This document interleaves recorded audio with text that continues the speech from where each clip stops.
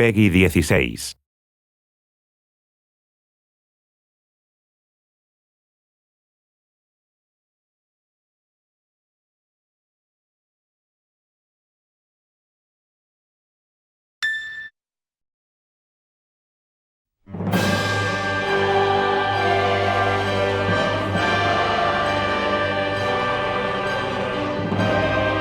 Final Fantasy 15 is a big game with a big vision, and the designers and artists needed an engine that could live up to that.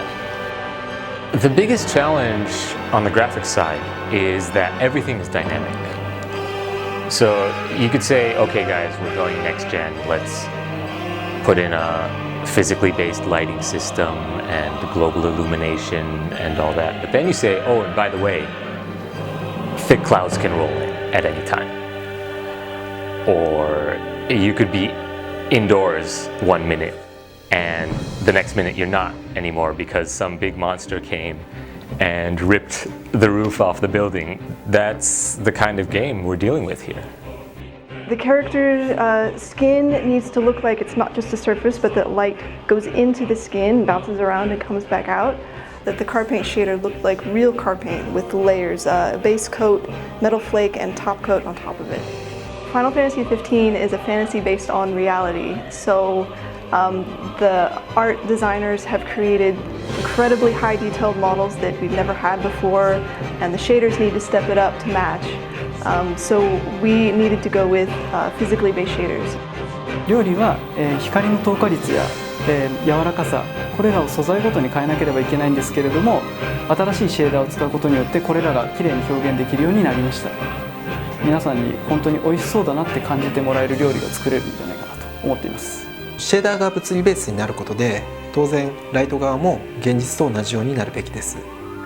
我々は照明一つ一つを計測し、それを数値に落とし込んでいます。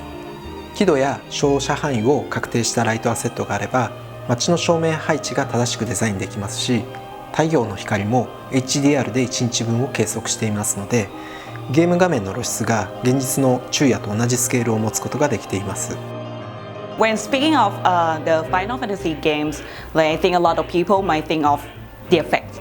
Like with the new system, we can generate like a lot more particles, like tons of particles, and we can let them move and interact with the environment by their own. So one of the big focuses for Final Fantasy 15 is really to ground our animations in the environment in a realistic way. As much as possible, our goal is to remove any of the disconnect between character motions and nearby terrain, objects, and dynamic forces. We've got a lightweight parkour system, so you'll have some freedom to navigate over fences and other obstacles. Humans and monsters will look around dynamically. We do a good job making sure that limbs, etc. aren't going to penetrate the environment. We've also got a homegrown system to physically animate clothing, hair, and grass. Most deaths are ragdoll influenced, so you'll even be able to sever some body parts. Also, we're starting to make use of physics-based character control, so like humans and monsters balancing and dynamically reacting to damage. Luminous Studio の、イベントタイムラインで各機種は動いてるんですけど、今回新たに、パフォーマンスキャプチャーでの収録を行っています。ボディとフェイシャルを同時に収録するので、よりリアルな表現が可能になっています。 AI キャラクターはこのさまざまな環境を自分の目で見て、自分の頭で考えて、自分で行動を決めて活動しています。ルミナスタジオの AI グラフェイターでは、そういった AI キャラクターの頭脳をゲームの中で再現するための強力なツールになっています。 Within AI, one of the fundamental things that we want to express is movement. It's easy to phrase things in data, such as close to the street vendors but far away from the cats, and somewhere visible to the players. So we wanted designers to have all the power needed to express what they wanted in the highly complex environments of Final Fantasy 15. Well, we have a really large team of talented artists here, and to bring all of their creative visions to life, we need an engine that we can customize at a very specific level. As a graphics programmer, there's nothing better than being paired with a great art team who can really realize the full potential of the tech. And Square Enix has some amazing artists.